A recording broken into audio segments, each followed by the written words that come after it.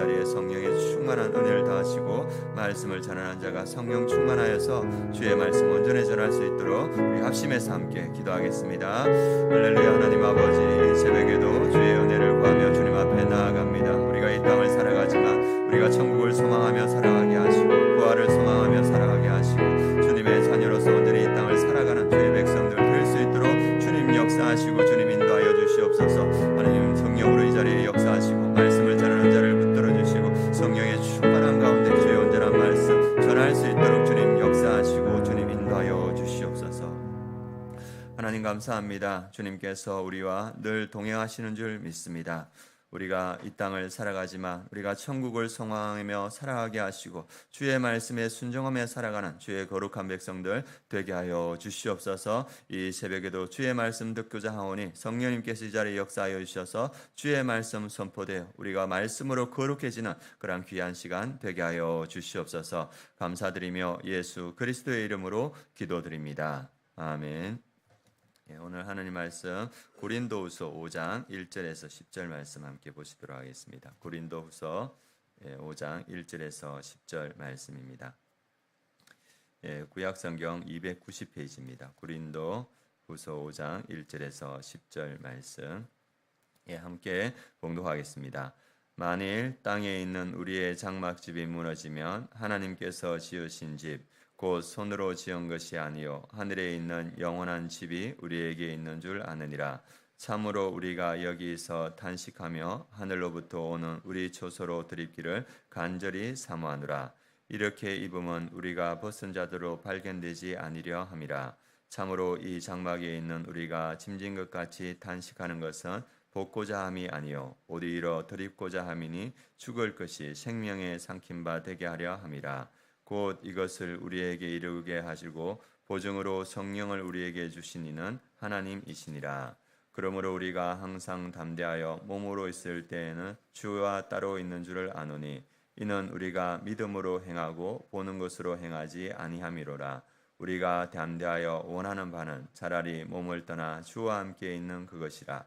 그런즉 우리는 몸으로 있든지 떠나든지 주를 기쁘시게 하는 자가 되기를 힘쓰노라.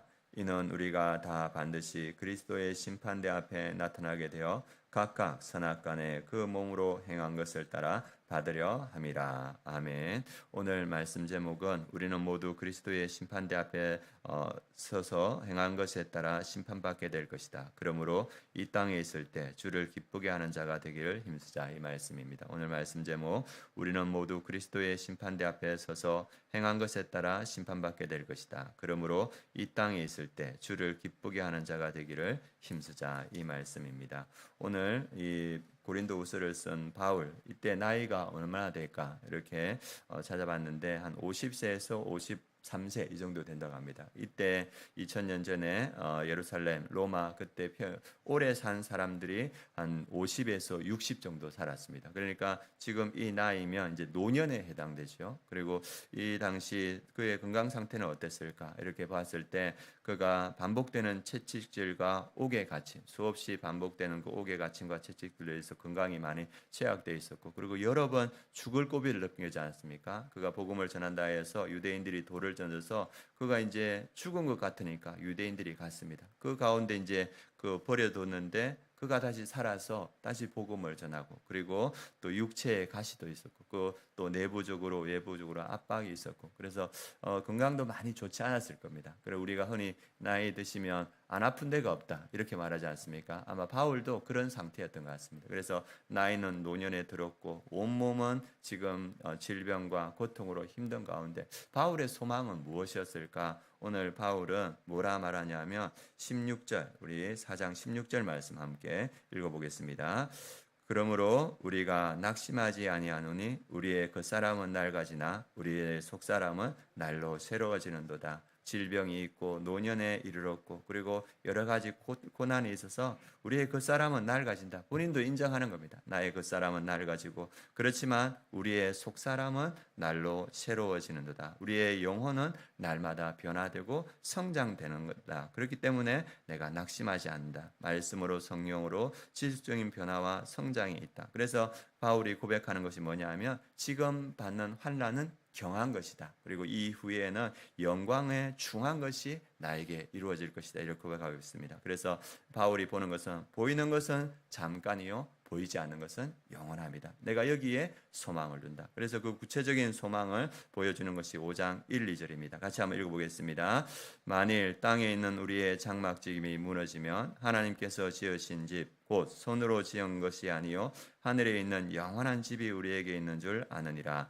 참으로 우리가 여기서 탄식하며 하늘로부터 오는 우리 처소로 드립기를 간절히 사모하노라. 그래서 그 바울의 직업이 장막을 많은 사람이었는데 자기의 삶, 자기의 육체를 장막에 비유하고 있습니다. 우리가 이 땅에 있는 우리의 장막집이 내 육체가 무너지면 하나님께서 지으신 집, 곧 손으로 지은 것이 아니요 하늘에 있는 영원한 집, 부활의 육체가 우리에게 준비되어 있다. 이렇게 고백하고 있습니다. 그리고 참으로 우리가 여기서 탄식하며 이제 노년의 몸이 되었고 질병으로 시달리는 나의 몸을 가지고 탄식하지만 하늘로부터 오는 우리 처소로 드립기를 간절히 사모한다. 부활의 몸을 입기를 내가 간절히 사모한다. 이렇게 말하고 있습니다. 그것이 어떻게 이루어지냐? 5절에 보면 성령을 우리에게 주신 이는 하나님이시라. 성령을 통하여서 그 약속이 반드시 이루어질 보증이 된다. 이렇게 말하고 있습니다. 그래서 바울이 어떻게 이 땅을 살아가는가? 7절에 말하고 있습니다. 이는 우리가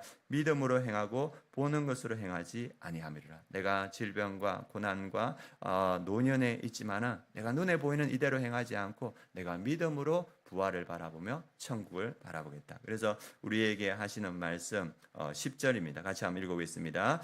이는 우리가 다 반드시 그리스도의 심판대 앞에 나타나게 되어 각각 선악간에 그 몸으로 행한 것을 따라 받으려 함이라. 그래서 우리에게는 마지막에는 그리스도 앞에 심판대가 있다. 그리고 그때 하나님의 은혜로 부활에 이를 것인데 내가 이 땅에 살아갈 때 내가 어떻게 살아가는가? 그 말씀이 9절입니다. 9절도 한번 읽어보겠습니다. 그런즉 우리는 몸으로 있든지 떠나든지 주를 기쁘시게 하는 자가 되기를 힘쓰노라. 그래서 바울은 내가 부활을 기대하며 심판대 앞에 주님 앞에 설 것을 기대하며 내가 이 땅에 있을 때 그리고 이 땅을 떠날 때라도 내가 주를 기쁘게 하는 삶을 살아가기를 힘쓴다. 이렇게 말하고 있습니다. 우리에게는 부활이 있는 줄 믿습니다. 그리고 우리의 마지막 날은 심판대가 있을 겁니다. 우리가 이 땅에서 가장 잘 가치 있게 살아가는 삶, 우리가 주를 기쁘시게 하는 자가 되기를 힘쓰노라. 그래서 오늘 하루도 하나님 제가 주를 기쁘시게 할 일이 무엇일까요? 여러분들 기도하면서 그 순간순간들을 주를 기쁘시게 하는 일에 힘쓰는 우리 성도님들 되길 원합니다.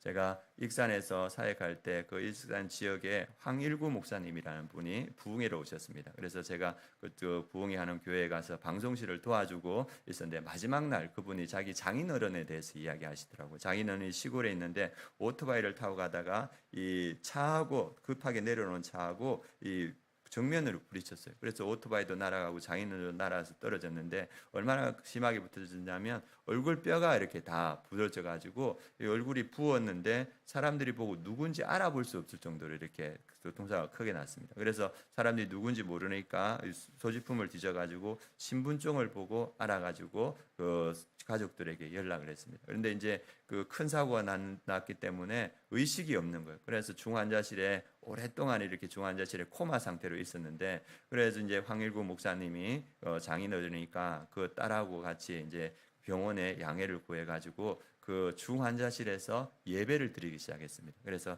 방문할 때마다 다른 환자들도 있기 때문에 조용하게 찬양 부르면서 말씀을 전하면서 그래서 한 달 정도 지나고 이렇게 시간들이 지나는데 어느 날 장인어른이 눈을 떴는 거예요. 눈을 떠서 이 입술을 이 붕대를 다 감아 놓으니까 저근저근 움직이는데 사위는 그 말을 못 알아듣겠더래요. 그런데 딸이 귀를 딱 대보니까 아버지가 뭐라 하냐면 너는 왜 저 의사하고 간호사에게 복음을 전하지 않느냐. 그 말을 가장 먼저 하더랍니다. 그래서 나중에 건강을 찾고 보니까 이 의식이 없을 코마 상태에 예수님을 만난 거예요. 예수님을 만나고 나서 자기의 삶에 뭐가 가장 중요한지를 아셨는 거예요. 그래서 그분이 이제 퇴원을 하고 이제 온전히 걷지를 못하니까 지팡이 듣고 그러는데 그분이 뭐 하냐면 이렇게 일어나면 교회 주변을 돌면서 담배꽁초 있는 일을 하는 거예요. 그래 그 교회 옆에 그 유치원이 있었는데 유치원 원장이 저 할아버지는 뭐 하는 할아버지인데 날마다 교회 주 돌면서 담배꽁초 주냐고. 그래서 그런 얘기를 들었다고 합니다. 그래서 이 할아버지, 이 목사님의 장인어른이 자기가 할 수 있는 하나님을 기쁘시게 하는 일, 자기는 몸도 다 망가졌기 때문에 아무것도 할 수 없는데 자기가 할 수 있는 일, 담배꽁초라도 내가 주어야 되겠다. 그러면서 천국 가는 그날까지 교회를 섬기는 그러한 일들을 했다고 합니다. 우리에게는 부활이 있는 줄 믿습니다. 우리는 마지막 날 주의 심판대 앞에 설 겁니다. 이 땅을 살아가는 가장 가치 있는 일, 주를 기쁘시게 하는 일을 감당하는 우리 성도님들 되시길 원합니다. 그래서 이 땅을 살아갈 때 우리가 함께 부활을 소망하며 천국의 삶을 소망하며 우리가 함께 주를 기뻐하시는 일들을 감당하는 우리 성도님들 되시길 원합니다. 오늘 기도하실 때 하나님 내가 행할 주를 기쁘시게 할 일이 무엇입니까? 기도하시고 보여주시면 그 일을 행하는 우리 성도님 되길 원합니다. 그리고 또 기도하실 때 우리 자녀들이 믿음으로 잘 세워지고 이제 6월 달에 청년부가 시작할 건데 우리 청년들이 아름답게 모여서 청년부 모임을 잘 할 수 있도록 그리고 또 기도하실 때 이 대한민국이 여러 가지 혼란스러운 가운데 있는데 하나님께서 이 대한민국을 붙들어 주시고 하나님의 공의와 정의가 흐르는 그러한 땅이 될 수 있도록 이 시간에 함께 기도해 주시기 바랍니다. 기도하시겠습니다. 하나님, 우리가 이 땅을 살아가지만 우리가 천국을 바라보며 살아갑니다. 우리 아름다운 교회 모든 성도님들이 이 땅 가운데 살아가면서 부활을 소망하게 하시고 천국의 삶을 소망하게 하여 주시옵소서. 또 하나님 아버지 이 땅을 살아가면서 하나님이 기뻐하신 일들을 행하는 우리 아름다운 교회 모든 성도님들 되게 하시고 하나님의 뜻을 이루어가는 우리 아름다운 교회 성도님들 되게 하여 주시옵소서. 지금은 우리 주 예수 그리스도의 은혜와 하나님의 그 크신 사랑과 성령의 내주 충만하심이 부활을 소망하며 이 땅에서 하나님의 기뻐하시는 일들을 감당해가며 주의 맡기신 사명을 감당해가는 우리 아름다운 교회 모든 성도님들 머리 위에 그 가정 위에 이 민족 위에 열방의 선교지 위에 지금부터 영원까지 함께 하시기를 축원하옵나이다. 아멘.